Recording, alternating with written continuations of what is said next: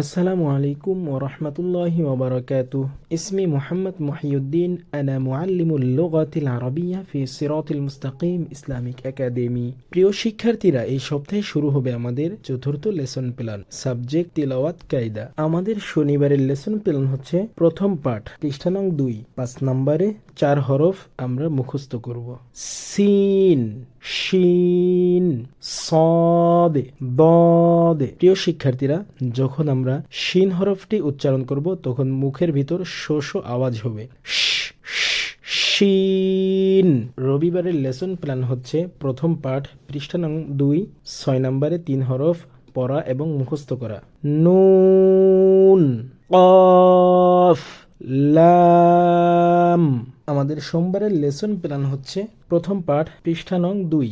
7 নম্বরে 3 হরফ পড়া এবং মুখস্থ করা। হামজাহ, আইন, গইন। যখন আইন হরফটি আমরা উচ্চারণ করব তখন গলার ভিতর থেকে চাপ দিয়ে বের করতে হবে, আইন। আমাদের মঙ্গলবারের লেসন প্ল্যান হচ্ছে প্রথম পাঠ, পৃষ্ঠা নং 2। 8 নম্বরে 2 হরফ পড়া এবং মুখস্থ করা। হা, ইয়া, ইয়া।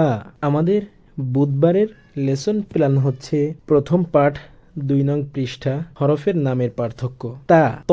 তা যখন উচ্চারণ করব তখন পাতলা হবে, আর ত যখন উচ্চারণ করব তখন একটু মোটা করে উচ্চারণ করতে হবে। ত, তা, ত।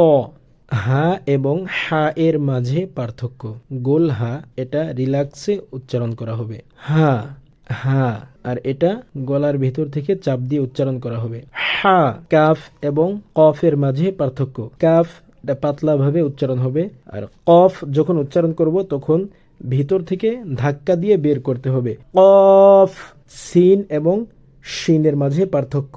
সিন আর শিন যখন উচ্চারণ করব তখন মুখের ভিতর শো শো আওয়াজ হবে, শিন।